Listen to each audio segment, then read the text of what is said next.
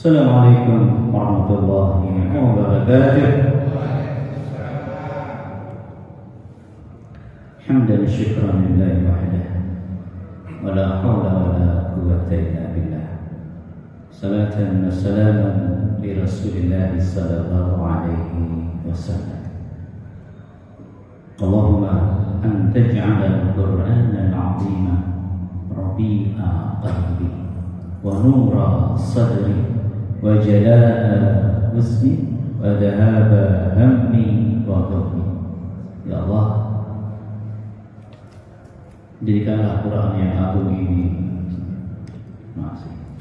ya Allah, jadikanlah Quran yang agung ini penyejuk hatiku, penerang dadaku, pelipur kesedihanku, dan pengusir kegelisahan serta kegalauanku. Amin ya rabbal alamin.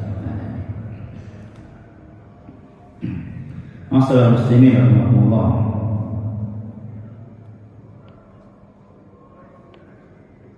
Ada lagi satu hal yang sangat mendasar yang harus kita pegang teguh agar proses perubahan kita untuk lebih baik bersama Al-Quran tidak dikalahkan oleh rasa bosan, tidak dihalangi oleh rasa lemah, tidak dihalangi oleh kesibukan, tidak dihalangi oleh berbagai alasan yang sering membuat kita tidak terus berkembang lebih baik bersama Al-Quran, yaitu ingat asal muasal kita, seperti yang Allah sampaikan di surah An-Nahl ayat 78. A'udzu billahi minasyaitonir rajim. Wallahu akhrajakum min butuni ummahatikum la ta'lamuna syai'an. Allah yang mengeluarkan kalian dari perut ibu kalian.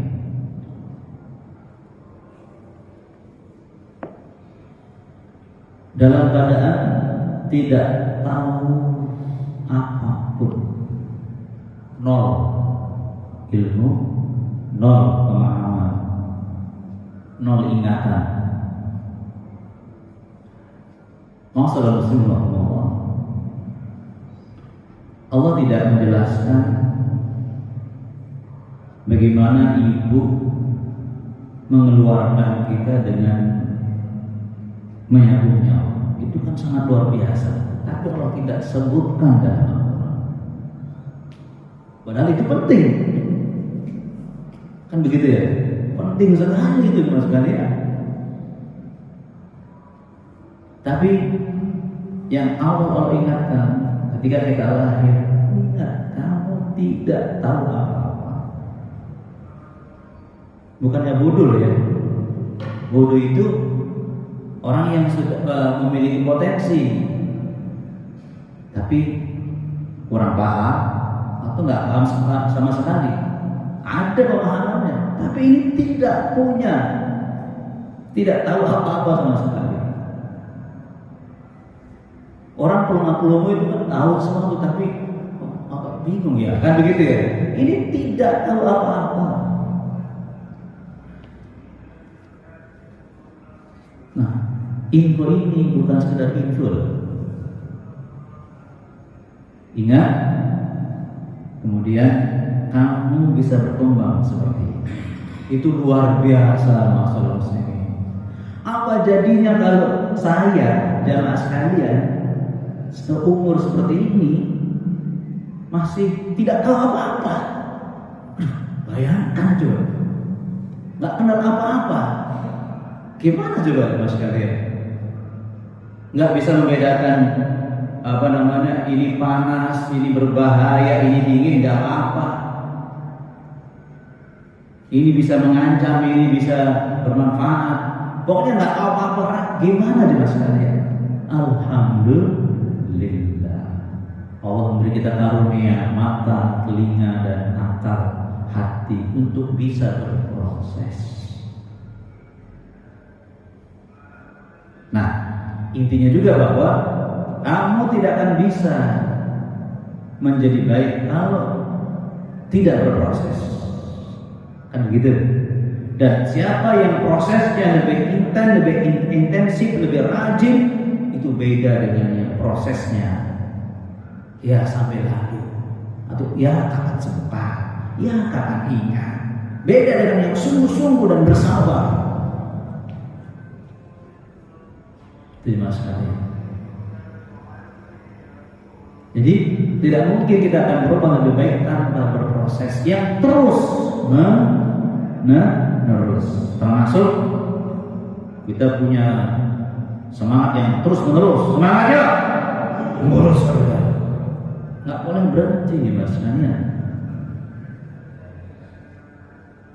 Kan gitu ya mas sekalian ya. Jadi beda antara orang yang mengalami proses serius dengan asal-asalan. Apalagi yang tidak mau berproses.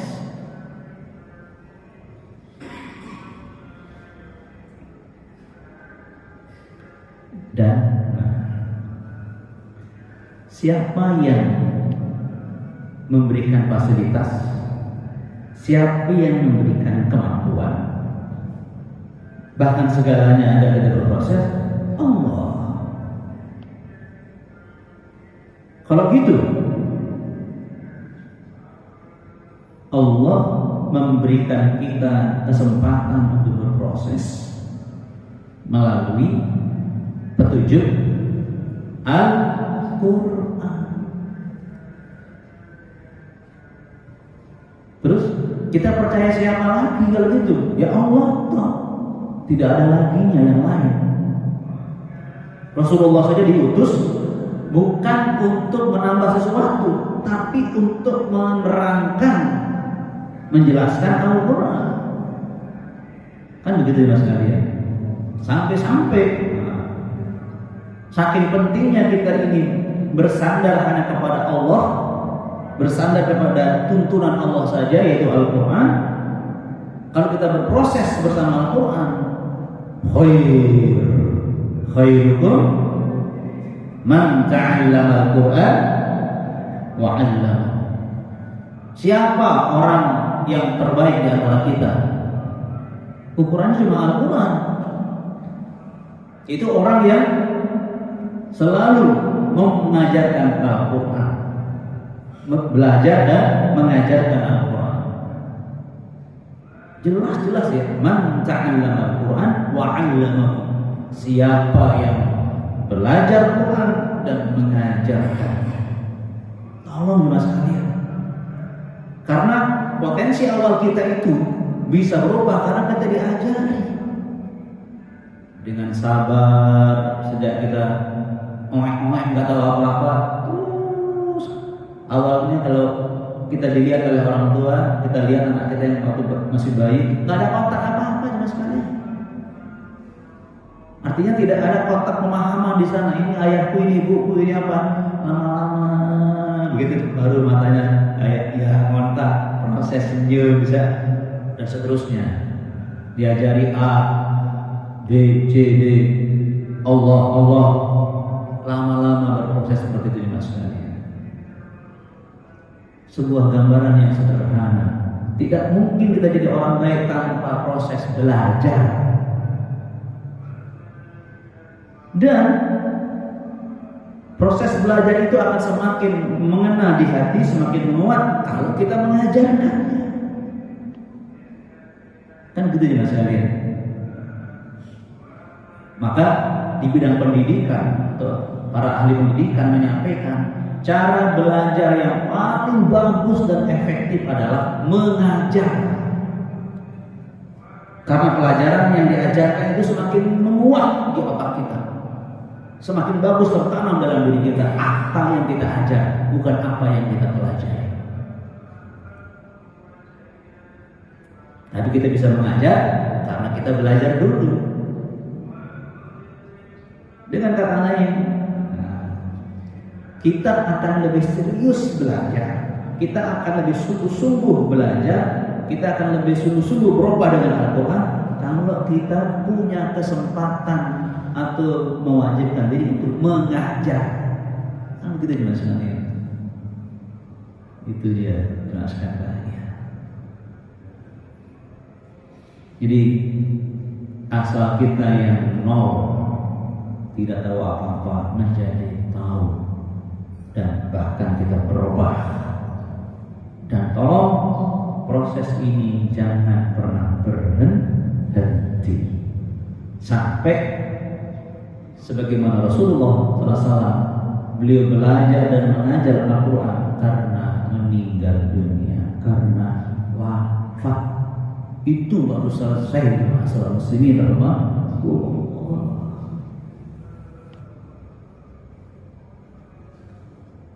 Ya maaf, kita sebagai orang yang bukan Arab, yang bahasa kita induknya bukan bahasa Arab, seharusnya lebih keras untuk belajar. Rasulullah orang Arab yang paham bahasa Arab, dia harus belajar selama 23 tahun dan mengajarkan Al-Quranul Karim. Ini fakta yang harus kita rasakan, yang asalnya kita tidak tahu, apalagi asalnya nggak tahu apa. Jangan kemudian kita nggak tahu terus. Astagfirullah wa natubu ilaihi.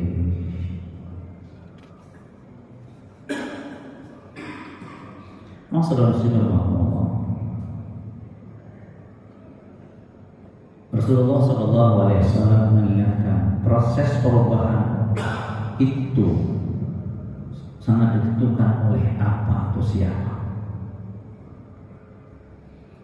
Ma min mauludin illa yuladu 'ala al-fitrah fa abawahu yuhawidanihi aw yumajjisanihi aw yunassiranihi. Dalam hadis Bukhari dan Muslim, setiap anak yang lahir itu dalam keadaan fitrah, siap menerima Islam. Tetapi kedua orang tuanya lah yang bisa membuatnya menjadi Yahudi, Nasrani, dan Majusi. Coba Anda jelaskan. Asalnya dia siap dengan Islam, bisa berubah. Itu kan lebih berat daripada Islamnya dikembangkan. Bisa berubah gara-gara kedua orang tuanya yang paling dekat dengannya. Jadi disebut orang tua, yaitu orang yang paling pertama kali dan dekat dengannya.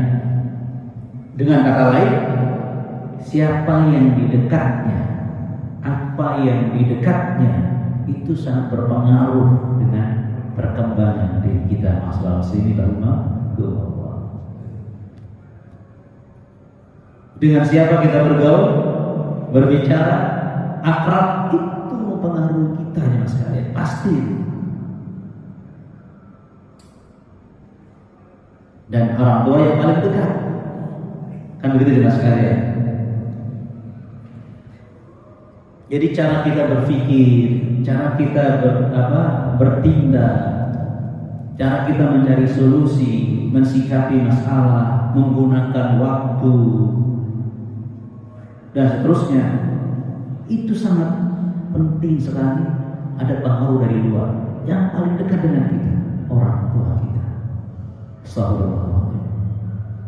Kalau kemudian siapa kita kemudian terlihat pada anak-anak kita, mudah-mudahan anak kita pandai menyeleksi, ya. Kita ditiru dari hal-hal yang baik, mudah-mudahan. Ma'asyiral muslimin rahimahullah. Ya, nah, karena itu jelas sekalian, sikap kita sebagai orang tua khususnya itu sangat berpengaruh pada anak-anak kita. Maka sebagai orang tua pasti kita berusaha akan lebih baik daripada anak-anak kita, karena kita menjadi contoh bagi mereka. Walaupun siapa teman anak-anak kita itu mempengaruhi bagaimana hidupnya, termasuk di sekolah mana dia disekolahkan, siapa guru-gurunya, semua ada pengaruhnya. Apa yang dilihat, apa ditonton, Ya Rahman Rahim.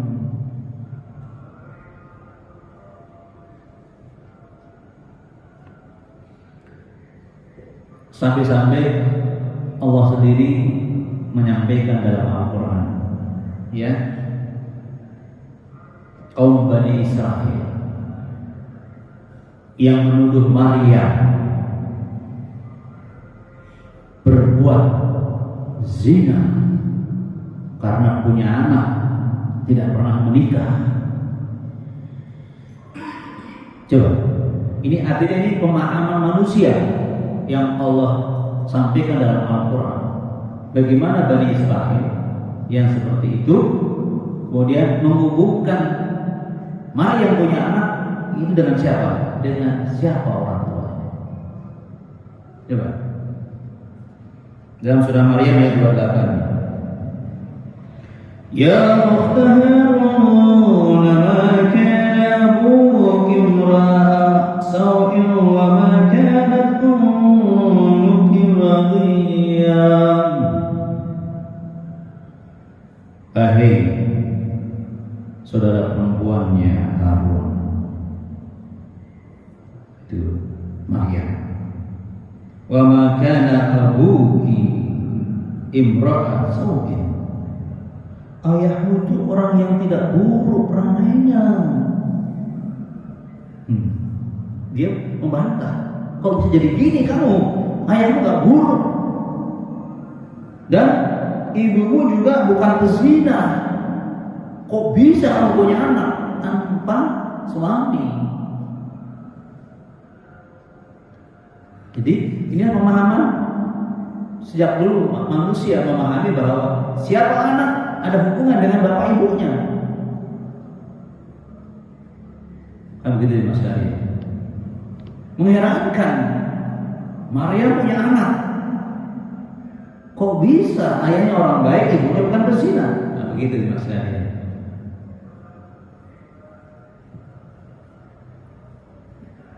Mari kita banyak-banyak beristighfar kepada Allah agar Allah menghapuskan seluruh contoh-contoh kita kepada anak, tidak membuat di hati anak-anak kita contoh yang buruk maksudnya. Kita minta ampun kepada Allah Subhanahu wa Ta'ala. Bila perlu masalah muslimin, mari kita sering membaca Allahumma innaka afuwwun tuhibbul afwa fa'fu anni.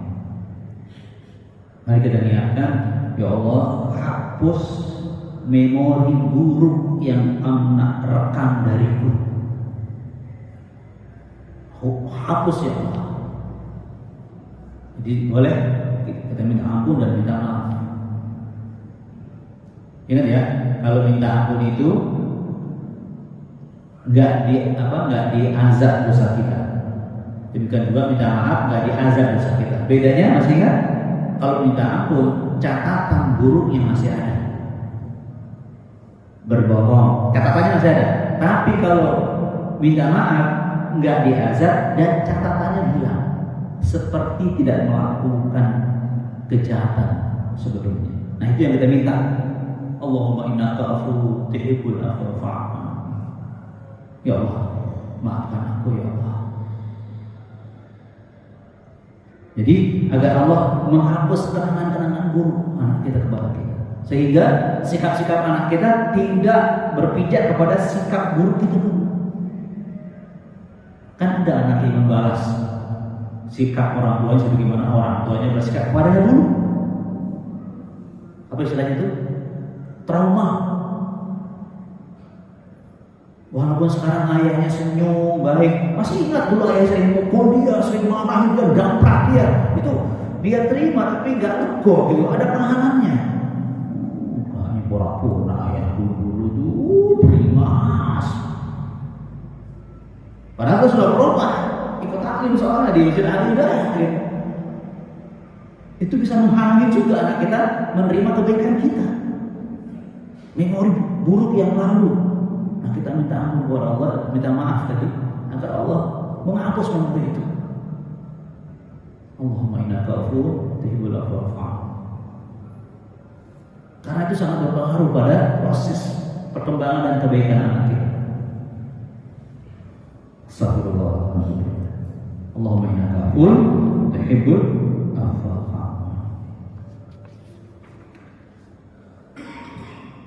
Nah, mudah-mudahan jemaah sekalian, proses kita membentuk bi'ah yang baik, misalnya di masjid seperti ini, mudah-mudahan tolong dinikmati, diharap-harapkan agar kita saling mempengaruhi kebaikan dan dipengaruhi oleh kebaikan di masjid, termasuk berkumpul seperti ini. Soalnya ya, orang yang sedang sekarat aja, sekarat itu Allah tunjukkan dalam dirinya apa yang sangat penting dalam hidupnya sebenarnya. Coba ya, buka surah Al-Munafiqun ayat 10 itu. Wa anfiqu mimma razaqnakum min qabli an ya'tiya ahadakumul maut wa yaqula rabbi lawla akhartani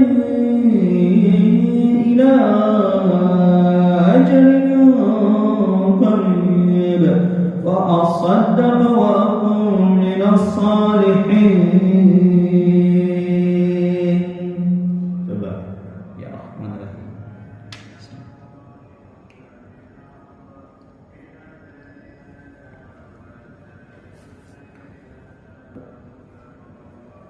Berinfaklah kalian sebelum sebagian kecil dari apa yang aku berikan kepada kalian, sebelum datang menimpa salah seorang di antara kalian kematiannya. Ketika sekaratul mautnya, tiba-tiba yang sedang sekarat ini fayaqul, memohon, Rabbi laula akhartani ila ajalin qarib, ya Allah, tunda kematianku, mau usah lama-lama ya Allah, sebentar saja ya Allah. Fa'asaddaqu, aku pasti bersedekah. Wa akun minas shalihin, dan aku termasuk orang-orang yang saleh. Pakai jamak. Jadi ada dua permohonan orang-orang yang sekarat, yaitu bersedekah. Tafsir menyebutkan yang utama itu zakat. Jangan sampai tidak zakat. Yang kedua disebutkan lagi sedekah tatawwu, sedekah sunnah, infak sunnah. Jadi orang yang pelit, ya, itu pasti menyesal ketika sakaratul maut.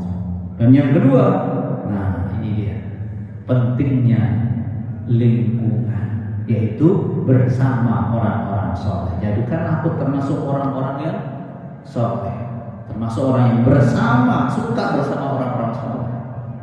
Ini pentingnya kita membentuk lingkungan masalah. Nggak mungkin kita soleh sendirian. Kita ini menjadi orang yang mukminnya hebat sendirian, enggak mungkin. Jelas Allah mengatakan wa ta'awanu 'alal birri wat taqwa, pakai fi'il amr lagi. Kalian wajib saling tolong-menolong ketika berbuat ketakwaan, menjadi orang bertakwa dan berbuat kebaikan. Tuh, mas kalian mau jadi orang takwa harus ada bantuan yang lain. Jadi antaranya proses tausiah, saling mengingatkan, saling sharing info hak di grup WA. Ya Rahman, itu pentingnya bersama orang-orang saleh. Ya Allah, nikmat sekali ya kita bisa bersama terus, kita sering bertemu dalam kebaikan. Subhanallah, ini nikmat. Apa jadinya masalah muslimin kalau kita berkumpul dengan para pembohong, yang berpikir bagaimana ngambil hak orang lain, yang menipunya, seperti yang sekarang dilakukan oleh orang-orang yang tertipu dunia. Ini proyek nasional harus dijual murah. Nah, tidak. Dan yang melakukannya orang yang dipercaya. Ngeri loh Mas sekalian ini. Jadi kita kumpul untuk merekayasa keburukan jadi kebaikan, pencitraan palsu. Ngeri loh Mas sekalian. Tapi kita kumpulnya apa ini? Hah? Tilawah, tadarus, tahlil, saling mendoakan, indah sekali gitu kan. Makanya ketika orang yang sekarang ini menyesal gitu loh. Jadi kalau diberi waktu minas sholihin, aku termasuk orang-orang soleh, termasuk yang kumpul dengan orang-orang soleh. Coba ini aja Mas sekalian sebagai puncak pembahasan kita. Ketika Rasulullah mengatakan perumpamaan antara teman akrab yang baik dengan yang buruk, ingat tidak Mas sekalian? Kalau yang baik seperti penjual minyak wangi. Kalau meskipun kita nggak beli minyak wanginya, tapi duduk di dekatnya, kita akan terciprat harumnya. Mau tidak mau, suka tidak suka, kalau kita kumpul dengan orang baik, kita akan jadi baik. Itu pengaruhnya Mas. Bahkan bahasanya kita nggak beli minyak wanginya, nggak serius, maksudnya gitu loh, nggak serius. Ingin jadi harum juga tanpa beli minyak wanginya. Apalagi kalau kita serius beli minyak wanginya, bawa pulang pakai terus begitu kan. Ibarat teman yang buruk adalah ibarat pandai besi. Kalau kamu dekat dengannya, kalau kamu tidak terkena dengan apinya, kamu terkena dengan bau busuknya, aroma. Mau tidak mau, sikap dan suka pengaruh berteman, akrab, sering bergaul dengan orang-orang yang ya sudah, kalau dia buruk nggak jelas gimana, kita akan kena. Mau tidak mau, apalagi menikmati pergaulan itu. Udah begitu Mas sekalian. Jadi berteman itu sudah kenikmatan yang luar biasa. Nah, sekedar info tambahan Mas sekalian, saya lupa namanya, baru saya lihat di media, pembalap internasional atau siapa namanya itu, ayahnya juga pembalap. Dia tertekan untuk menjadi seperti ayahnya. Ditinggal semua di masanya. Itu langsung syutingannya dia lagi melakukan apa? Dia bermusafir di berbagai negara tanpa alas kaki. Dan katanya sudah terbiasa. Yang menariknya, dia muslim, alhamdulillah. Apa kabar? Jadi dia di Pakistan bahasa Arab ya. Asalnya Spanyol, coba dilihat nanti ya. Artinya apa jelas sekalian? Dia merasa lingkungannya itu loh. Kalau Anda melihat orang asing ya, balap gitu ya, MotoGP yang luar biasa, dia merasakan sesuatu yang banyak yang hilang dalam dunia sekarang, nikmatnya. Dan apa kata dia? Jadi dua di antara wawancaranya, ya. Boleh jadi saya tidak kaya secara materi, tetapi kekayaan saya lebih mahal daripada materi saya selama ini yang saya tinggal. Apa disebut? Kekayaan iman, kekayaan pengalaman, kekayaan bertemu dengan orang-orang baik. Kekayaan semuanya harganya nggak ternilai, hanya dengan lembaran-lembaran kertas nggak bisa dihargai. Mahal pertemanan ini, mahal pengalaman kita untuk terus dalam kebaikan bersama orang-orang soleh. Bahkan maaf tadi ya, apa tadi? Penyesalan orang yang selalu dia bukan ingin menumpuk hartanya, dia ingin melepas hartanya. Jadi nggak ada kebanggaan menumpuk harta, nggak ada kebanggaan. Yang ada melepas hartanya. Jadi itu yang bernilai, melepas harta dengan infak, baik zakat ataupun sedekah tatawwu, dan pertemanan dengan orang-orang saleh. Mudah-mudahan kita selalu bersyukur ya, menjadi orang-orang yang punya nikmat dan pandai berbagi, dan kita selalu berkumpul dengan orang-orang saleh, termasuk selalu istiqomah di masjid Al-Hidayah. Mudah-mudahan Allah selalu menjaga hati kita istiqomah sampai akhir hayat. Subhanakallahumma wa bihamdika asyhadu an la ilaha illa anta astaghfiruka wa atubu ilaik. Assalamualaikum warahmatullahi wabarakatuh. Alhamdulillah.